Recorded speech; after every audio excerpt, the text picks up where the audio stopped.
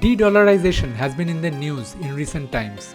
It is a financial movement led by countries like India, Russia, and China. The idea is to phase out the US dollar as the global reserve currency. Basically, de-dollarization is an operation to end US hegemony in the world.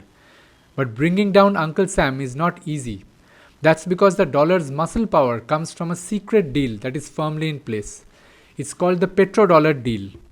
Thank you for tuning in. This is Nadeem. You're watching Empire Diaries. In this episode, we will expose the chilling story of the secret Petrodollar Deal that gives the US dollar all its power.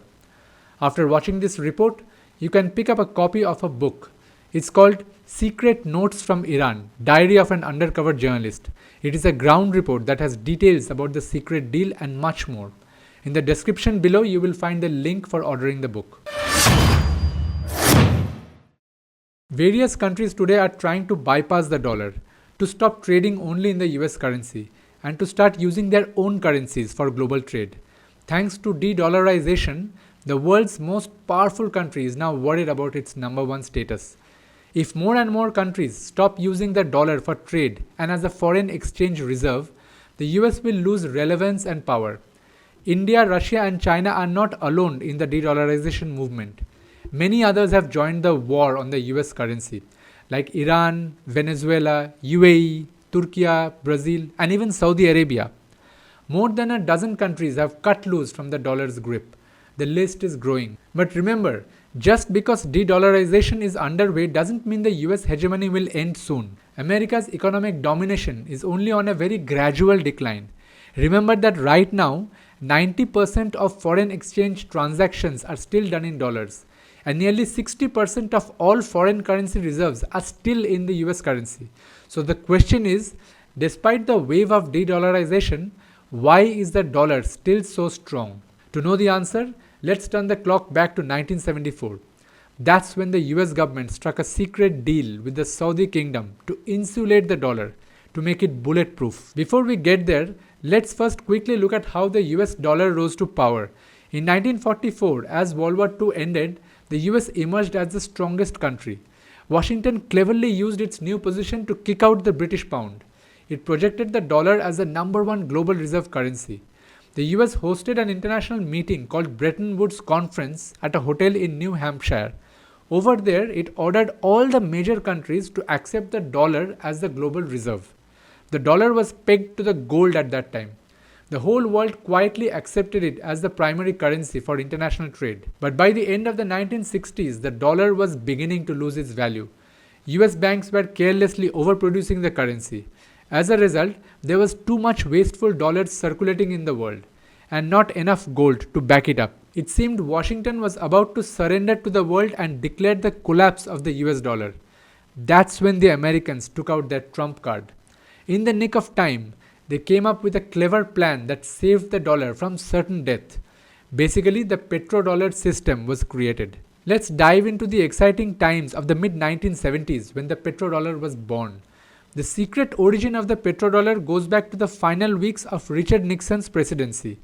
Nixon was assigned by the powerful elite running the US economy to work out this deal. It happened right before he was kicked out of the White House for his dirty role in the Watergate scandal. So what is the Petrodollar Deal? It is a game-changing deal that was secretly struck between the US and Saudi Arabia in the summer of 1974. Details of the contract emerged much later.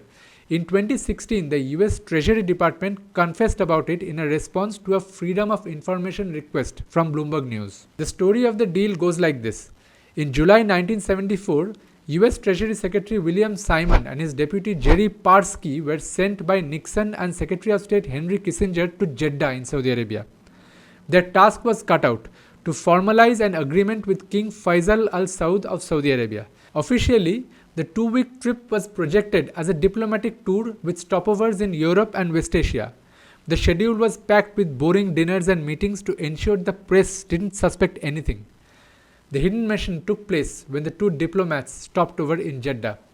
It was kept in strict confidence. William Simon and Jerry Parsky spent 4 quiet days in the Saudi city discussing the details of the deal. After the talks, they secretly signed a US-Saudi government level agreement. The two signatory parties were the US Treasury Department and SAMA, or the Saudi Arabian Monetary Authority. SAMA was the Saudi central bank at that time. The agreement cleared the road for the US to take total control of the crude oil industry. The deal turned the dollar into a powerful economic weapon for decades to follow. The terms of the secret deal were like this. The US made two commitments. One, it would start buying a guaranteed quantity of crude oil from Saudi Arabia every year. Two, the US military would give the Gulf country perpetual cover against regional threats like Israel. What were Saudi Arabia's commitments? 1. It would sell its crude oil to countries around the world only for US dollars. The kingdom would accept no other currency as payment. And 2. The Saudis would invest half of their oil profits into the US economy and other Western economies. Now, this unusual arrangement completely ignored global stakeholders. The US didn't consult international bodies like the United Nations. Much later, the world came to know about the one-sided deal as the petrodollar system. As Saudi Arabia started investing half of its oil profits in the Western economies, the practice got the name petrodollar recycling. The origin of the petrodollar deal is documented in a rare book called Western Expansionism in the Persian Gulf. It was written in 1988 by former Russian diplomat Viktor Leonovich Mikhin. In the book, Mikhin disclosed a petrodollar-related pledge made to the US government by King Khalid al Saud of Saudi Arabia. Now, King Khalid succeeded King Faisal as the Saudi ruler after Faisal was assassinated on 25th March 1975. Faisal was the one who had signed the petrodollar deal earlier on, in July 1974. Well, you can speculate whether Faisal's murder had anything to do with the role in the secret deal. According to the Saudi pledge disclosed by Mikhin in his book, the kingdom would invest 50% of its crude oil profits in buying US Treasury bonds. Mikhin wrote, by investing 50% of its active balance in US bonds, paying 7.5% interest for a 25-year term, Saudi Arabia was helping out the US credit and finance system, which was constantly suffering from a deficit. The kingdom was told to use the interest earned from the investments to buy expensive US weapons and defense equipment. Soon after the Saudi-US deal was sealed in 1974, the petrodollar system was expanded to cover many other oil-producing nations. All the members of the OPEC, the Organization of Petroleum Exporting Countries, were pushed by the US to join the cartel. As a result, the US currency's demand across the world ballooned. Why? Because governments all over the world desperately needed to stockpile dollars. Why? To be able to pay oil producers like Saudi Arabia the money required for buying oil. It is a case of sheer blackmail that never makes it to the news headlines. The deal was a cunning masterstroke by imperialist America. The US captured the oil trade, weaponized its currency, and started using it to dominate world politics. In fact, it is not just the US, the entire Western world gained from the undemocratic petrodollar system. It is undemocratic because the deal places countries without oil at the mercy of the US and at the mercy of the oil producers. For countries without oil reserves, their own currencies are of no use when it comes to importing oil.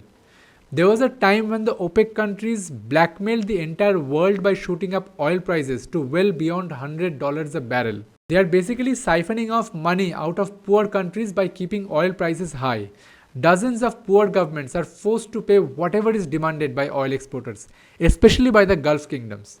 The poor countries desperately need oil to run their transport, industries, and their economies. Pick up the book Secret Notes from Iran, Diary of an Undercover Journalist. Writer Noam Chomsky talks about the petrodollar system in that book, which contains many other shocking stories from the Gulf. So let's visualize what is happening as a result of the petrodollar system. Dozens of countries are purchasing dollars from the US and from the international foreign exchange market. Why? So that they can pay the OPEC nations for buying crude oil. After the oil money gets sucked into the OPEC countries, half of it travels to Western countries, where it gets reinvested in their local economies. How does the oil money land up in the West? Saudi Arabia and other oil producers buy US Treasury bonds and make various investments in the Western world. That's how the money flows to the West. Result? Western countries are receiving the oil money like a never-ending gift, so their economies are perpetually booming. The US and a few other Western countries are constantly becoming more and more affluent. and the oil importing countries are becoming poorer and poorer since they're struggling to buy costly oil. The game is rigged. The table is tilted in America's favor. Countries that desperately need dollars to buy oil are being forced to agree with America's whims and fancies. And countries that refuse to align with the US are getting cut off from the supply of dollars and therefore from access to crude oil. Quite naturally, America uses all its powers trying to protect the petrodollar system. Governments that want to come out of it are branded as evil and brutally punished. There are two shining examples from recent times: the invasions of Iraq and Libya. Remember how Western forces got Saddam Hussein and Muammar Gaddafi killed? Petrodollar system's honeymoon period lasted till the end of 2000. Soon after that, a rebellion broke out in the epicenter of crude oil, the Arab world. Iraq's President Saddam Hussein was the first prominent leader to speak out against the dollar's hegemony. He told the world that Iraq will no longer be part of the petrodollar system. He declared Baghdad will sell its oil only for euros and not for dollars. The US currency won't be accepted as payment. The American empire was furious. It immediately decided to go after Saddam. Remember that much earlier, Saddam was a darling of the West. When he decided to go against the petrodollar system, he became a villain overnight. Iraq was slapped with economic sanctions that crippled the country. Then in the year 2003, a military coalition led by the US invaded the country and demolished it. US and British politicians made false claims, saying Saddam was working with terrorists and stockpiling weapons of mass destruction that were never found. I was assigned to the 10th Mountain Division, and in March of 2003, I was attached to the 173rd Airborne Brigade and deployed to northern Iraq. And I noticed that the most overt racism came from veterans of the first Gulf War. And those were the words they used when they were incinerating civilian convoys. Those are the words they used when this government deliberately targets civilian infrastructure, bombing water supplies, knowing that it would kill hundreds of thousands of children. Those are the words the American people used when they allowed this government to sanction Iraq. And this is something that many people forget, and we can't forget, is that we've just learned that we've killed over 1 million Iraqis since this invasion, but we already killed 1 million Iraqis in the 90s through sanctions and bombings prior to this invasion. So the number truly is much higher. And we've heard a lot about different raids and kicking down the doors of people's houses and ransacking their houses. And I tried hard to be proud of my service, but all I could feel was shame. And racism could no longer mask the reality of the occupation. These were people. These were human beings. I've since been plagued by guilt anytime I see an elderly man, like the one who couldn't walk, who he rolled onto a stretcher and told the Iraqi police to take him away. I feel guilt anytime I see a mother with her children, like the one who cried hysterically and screamed that we are worse than Saddam as we forced her from her home. I feel guilt anytime I see a young girl, like the one I grabbed by the arm and dragged into the street. We were told we were fighting terrorists. The real terrorist was me, and the real terrorism is this occupation. The invaders removed Saddam from power and got him hanged in 2006. What was not reported after Saddam's murder was that Iraq again started to sell its oil only for dollars. So the petrodollar plot was saved. The punishment story was repeated in Libya a few years later. Around the time Saddam was murdered, Libya's leader Gaddafi did a Saddam. He declared that Libya was exiting the petrodollar cartel. He floated a plan to sell Libya's oil only in exchange for a new African currency. He named the proposed African currency gold dinar. He proposed to launch it as Africa's very own currency so that the continent no longer needed to rely on the dollar for trade and business. Expectedly in 2010, anti-government protests in the name of Arab Spring broke out in Libya. A year later, NATO forces backed by the US invaded the country and removed Gaddafi from power. He was hounded down and killed in 2011. So, I mean, that is the land of unconfirmed. Yes, we came, we saw, he died. Did it have anything to do with your visit? No, I'm sure it did. Libya's dream to get freedom from the petrodollar system was over. It was a repeat of Iraq. America's message to the world was loud and clear. Mess with the petrodollar at your own peril. Saddam and Gaddafi were not neat people. They committed war crimes at the peak of their power. But those crimes were happily ignored by the US. They were targeted only when they went against the petrodollar. Now for the same approach, countries like Iran, Syria, China, North Korea Venezuela, and Russia are defamed and targeted by the US. Many experts feel the dollar will someday be replaced by the Chinese yuan or any other currency as the global reserve. Already, the Saudi ruling family has decided to trade with China in yuan. It's a major blow for the petrodollar system because Saudi Arabia is where it was born. But even though the dollar's future is not very rosy, a total collapse is still far away. That's because in the coming decades, the US will go on an all out attack trying to save the petrodollar system. You see, the petrodollar is the DNA of the modern American empire. It's the holy grail of US imperialism. The popular press won't tell you this because they are clueless about it. If you are keen to know which way the dollar will go, the clue lies in whether the petrodollar survives the storm of de-dollarization. If you want to know more about the petrodollar and other secrets of the oil kingdoms, we recommend you to grab a copy of Secret Notes from Iran, Diary of an Undercover Journalist. The details are in the description. Thanks for watching. Stay awake, stay informed. Subscribe to our YouTube channel. Don't forget to press the bell icon so that you get notified whenever we publish a report.